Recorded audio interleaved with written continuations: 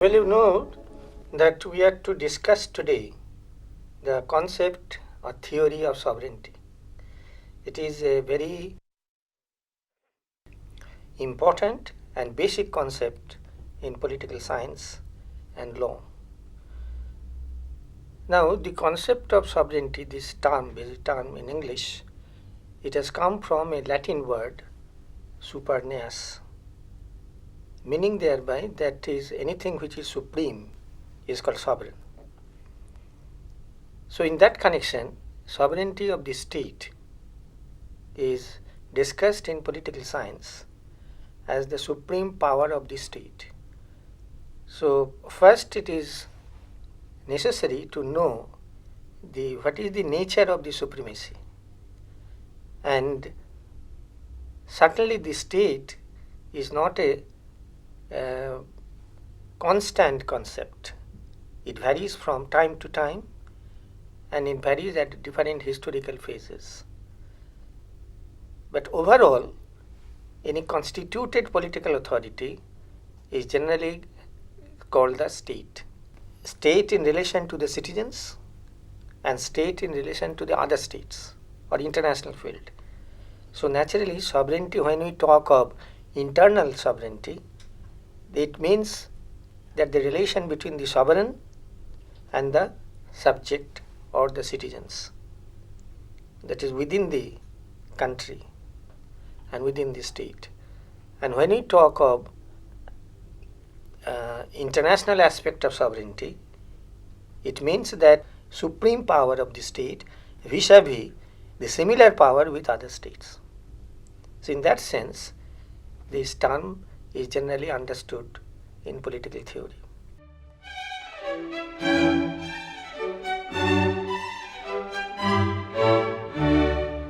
Let us just have some preliminary ideas about how sovereignty has been viewed by the experts in politics, political science, jurisprudence, and legal system. First of all, I have just pointed out that it can be internal or external. Now that meaning is quite clear. Internal means so far as the sovereign's authority over the citizens, sovereign's right to claim allegiance or obedience of the citizens or his subjects. If it is a monarchical system, the subjects. So internally, all states, what this name is sovereign. If the sovereignty is challenged, then it is a challenge to be tackled by the state. But if in this game the ruler cannot keep his own sovereign power, then naturally sovereign authority is changed, his character is affected.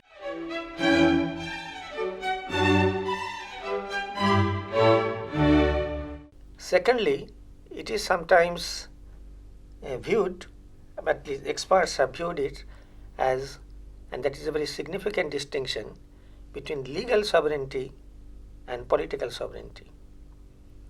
As the name suggests, as the word has been used, legal sovereignty means sovereignty in the eye of law, or sovereignty vis-a-vis the interpretation of laws, whether the laws are really framed by the sovereign is really supreme, has got its full power of allegiance from the people. And naturally, the legal expert, jurist, they are more concerned with legal sovereignty. But there sometimes a situation arrives where there is legal sovereignty technically, but the ruler or the sovereign power is not that sovereign.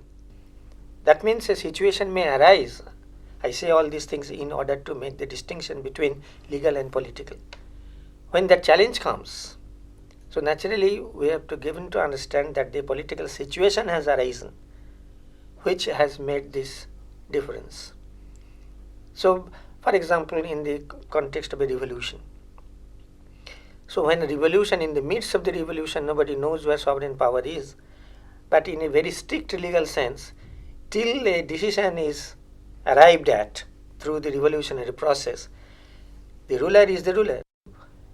in different phases of history, we know that the ruling concept of ruler, concept of rule, concept of sovereign authority, they have changed. For example, in ancient times, naturally, as we find in history, everywhere there was the monarch or the king. If we go to the roots of it, how it emerged, have you got any idea? Yes, to some extent. Well, That monarchy was not a first phenomena. Probably the people had power amongst themselves, they shared the power, but gradually the institution of monarchy came. Someone who used to lead them in battles, in raids, in cattle raids, the leader among them was chosen the monarch. And with the consolidation of private property, monarchy was established as a formal institution. That's right, but even a stage before that, human beings used to live in tribes. So can we call it a contract between the people and the... No, that's a different, very subsequent stage. I'm talking about how it emerged. Okay. When there is the stage of tribal life, so no tribe can be organized without a leader. Yes. So that is emergent, that is very inherent in it, that there must be some sort of a concept of supremacy, who leads.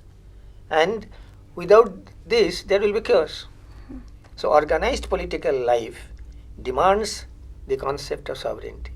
Now if we come to other things that they have, at least theoreticians, they do it, the classification. So de facto, they say, de facto sovereignty or de jure sovereignty. De jure is what I have just said, legal sovereignty. Sovereignty as per law. And de facto is as it exists in reality. So now what you wanted to say, that there is a large number of people who are sovereign. Yes, in a moment of transition, in a chaotic situation, in revolutionary moments, it happens until a supreme leader has emerged. But those political parties which are very organized, generally they have got a tendency to have some sort of a, whether they recognize or not, some sort of a supreme leader. Isn't it? That is our experience everywhere. So that depends on the politics of the time.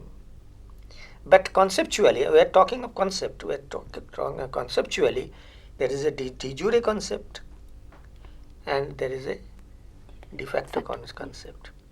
You know, just before the proclamation of Queen Victoria, 1858 in our country. Now just before that, who was the sovereign? Nobody knows. When the mutiny was going on, who was the sovereign? There was a de jure sovereign was Bahadur Shah, the last Mughal emperor. He was the real legal sovereign of the country. But no power, absolutely no power. I hope now conceptually it is quite clear what a de jure and de facto.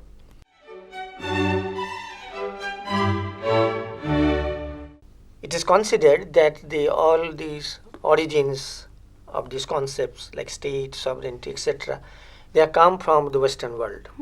But that is not the fact. I think by this time I have been able to explain that in any organized society, polity or political life means an organized political life, organized community life for a political purpose.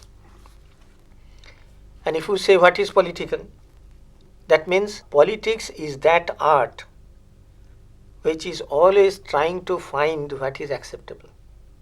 And if there is nothing acceptable, then the pursuit of what is acceptable is the very nature and essence of politics. So that means at the moment of chaos, political chaos, there is no sovereign, clear sovereign. Maybe de jure, maybe somebody else, but not actually, no politically. But when it is settled, stability is restored, then first thing is, who is the sovereign, who is the head? Just like a family life, conceptually, there is a very necessity of who is the leader of the family or the head of the family. So, in the evolution, I say that in the history of mankind, in the history of thinking of politics or political science or jurisprudence, naturally it has evolved. It didn't come from all of a sudden. So we find a reference to this in the Western thinking. But don't think that there was no such thinking in the Orient. In China, in India, in Japan, everywhere, naturally organized life means there is the concept of who is the leader of the community. So approaches differ. So everywhere in the Orient, generally the concept of a divine supreme authority. That is, the ruler is there. Ruler is supreme internally vis-a-vis the subjects. But the ruler swears that I rule in the name of God. More or less, at a certain stage, there was the concept that God is supreme, and this real world we live in, it has to be a leader, but that leader is a representative of God on earth. To bestow some sort of legitimate character on his rule. Yes, in order to lend a legitimacy on what right you are ruling. Because they claim, that is called the divine origin theory. That is I am the representative chosen by God. The first origin of this concept was not in the name of sovereignty as such. Because the ancient period we find that Greek civilization which came first, there Aristotle was the person who systematized the studies of politics, political science, constitution, people, revolution. Before that, his master Plato, he was basically a philosopher, and he had a concept of a ruler who is supreme but subject to certain conditions, that he must be a very judicious person. He must balance the interest of such and such and such and things. Ideally, talk of ideal ruler. But in Aristotle we find there is some sort of an attempt to define the state. But he didn't use the word state, they used the word polis in Greek, P-O-L-I-S. Polis is not equivalent to state. Polis, Greek word in its full sense, is society and state mingled with. That together is the joint concept. When we say Greek polis, city-state, technically translation is city-state, but it is because of the geographical limitations that within the city they had organized political life. But conceptually, it was both society and state combined in the concept of polis. So when Aristotle in his Politics says that man loses his human character without living in a polis, that means every person must have an understanding about his place in the polis and naturally his duties vis-a-vis the ruler. Not that ruler is all comprehensive supreme power, because there was policy, society included in the polis. But a more refinement come conceptually during the Roman period. In Roman civilization, I am not quite sure whether you are aware of it, the most important contribution of entire Roman civilization is the concept of law. It was not there in that sense, not there in the Greek civilization. It was Cicero, the only philosopher cum jurist, who talked of law, legal system, etc. And subsequently there emerged a group in Roman civilization who are called the lawyers or the jurists, practically those who are talking of theories of law. So they refined this further.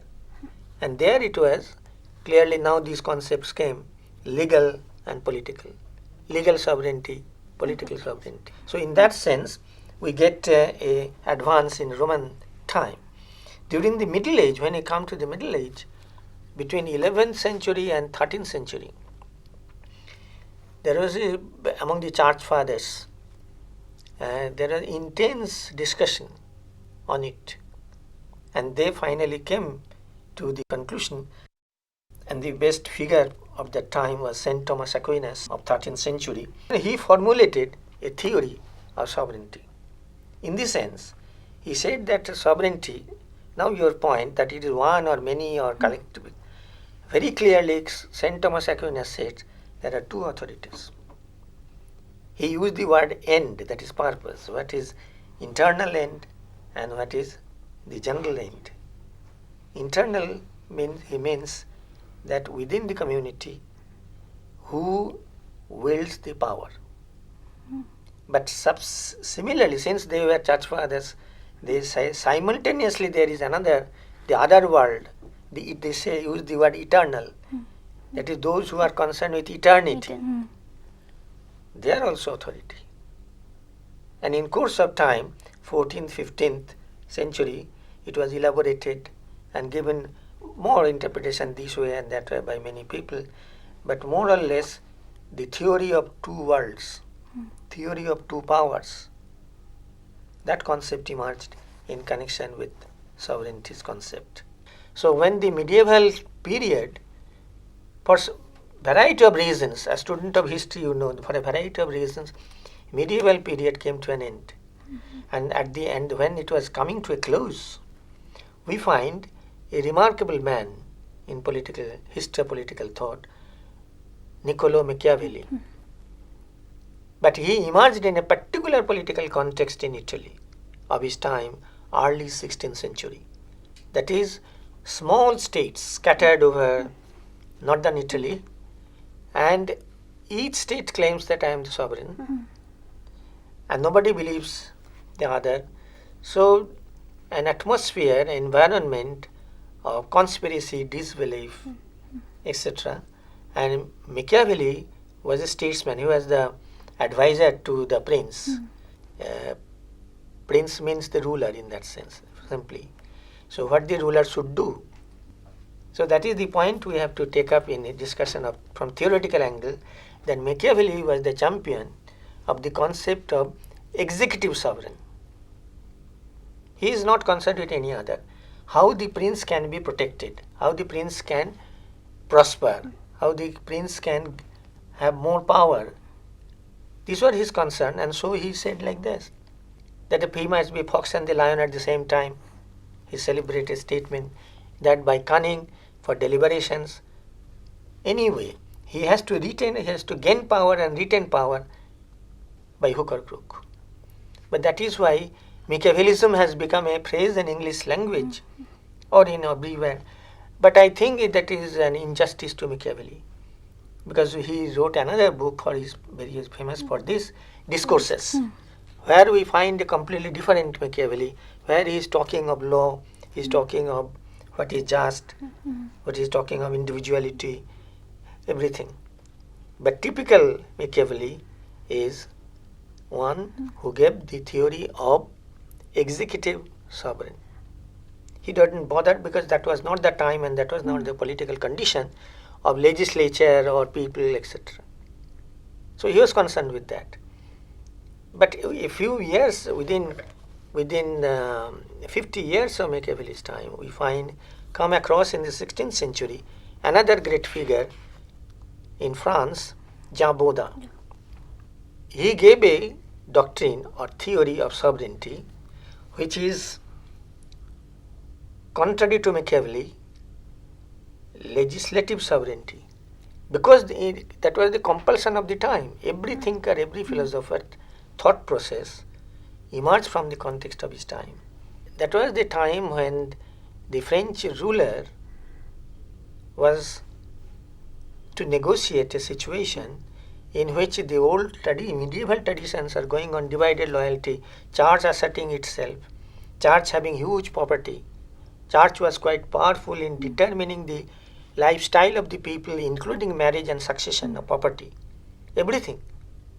So people used to look at the church, what we should do. But after all, there was a monarch, there is a king. So Baudin gave his interpretation in terms of sovereignty, that sovereignty belongs to the, real sovereignty belongs to the legislature, the assembly. Baudin was farsighted enough to determine and to emphasize or to notice that the advisors to the king are quite important. So if we again go back to the distinction between legal and political, So in a political sense, Bodhian concept of sovereignty is political. And that is why he is quite famous, because he was a trained jurist. So in a very clearly he could define what he wanted to say. Buddha accepted one limitation, that when he was talking of sovereignty belongs to the king, subject to this so-called assembly. So obviously he was not, by term supremacy or sovereignty, he did not mean autocracy.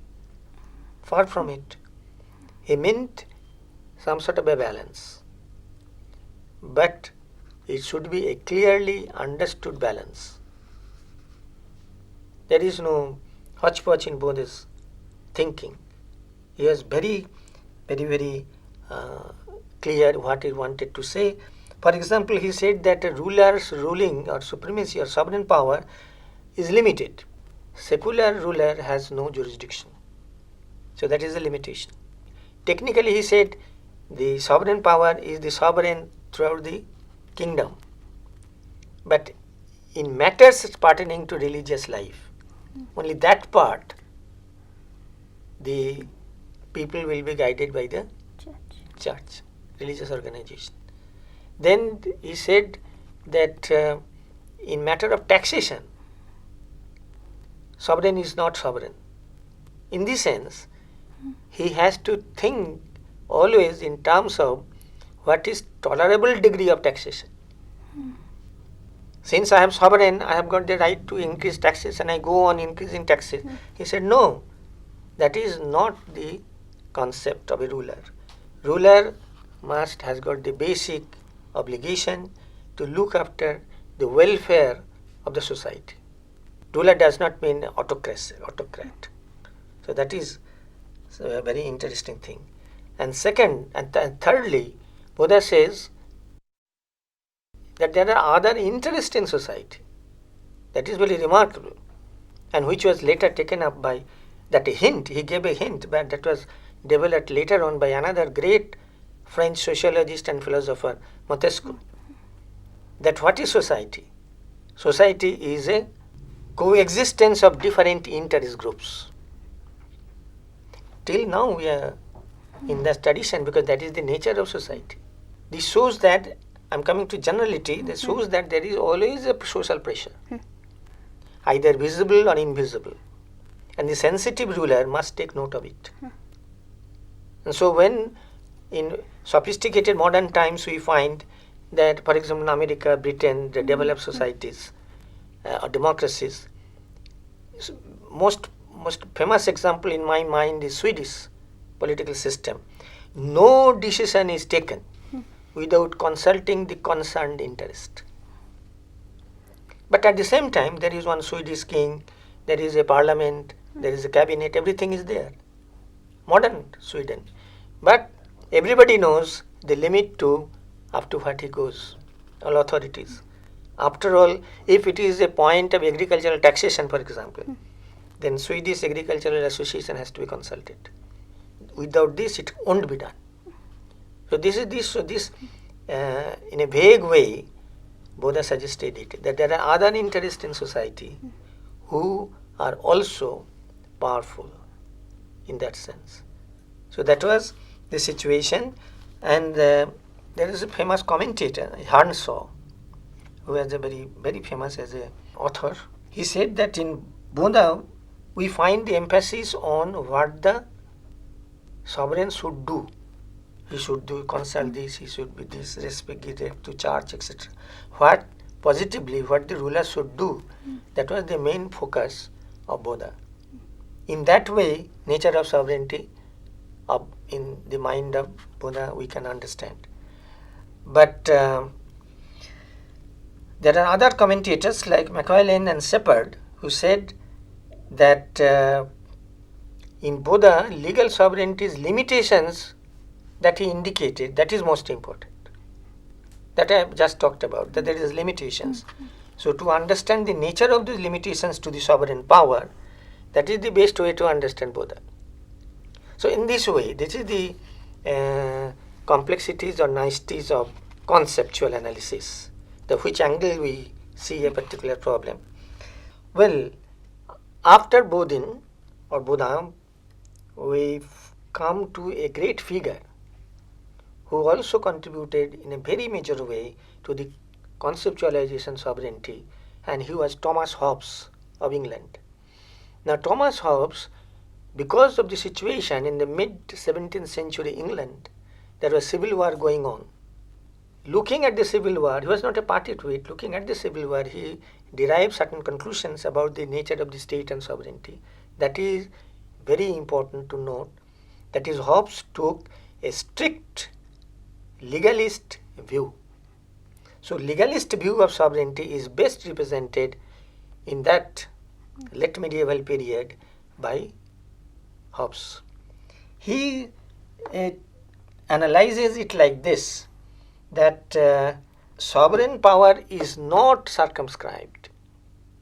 Because of the, again I refer to the revolutionary situation, chaotic situation of civil war, he took the stand: if stability is to be restored, and stability is the main objective of political life, then sovereign, Hobbes made sovereign completely free. He is not circumscribed or limited. And his concept of sovereignty, it is said that Hobbesian sovereignty is unlimited and unlimitable. It cannot be limited. Complete, supreme, theoretical power he gives to state or the ruler. He used the term Leviathan, a mythological figure, the animal, anyway, most powerful, unlimited, no question of limiting sovereign power. So what his motive was to create, why did he did it? He, as a philosopher, his motive in reference to the context he lived in and wrote was to restore political order and stability. So he gave this theoretical formulation that sovereign power cannot be bargained, sovereign power is never separated, separable, cannot be limited or unlimited. So we find that sovereign power in Hobbes, he has got all the rights to govern and no duties except establishing law and order. That is their only duty to their people. So that is Hobbes's contribution, and we have to go to the next stage in the next program. Thank you, sir. Thank you, sir.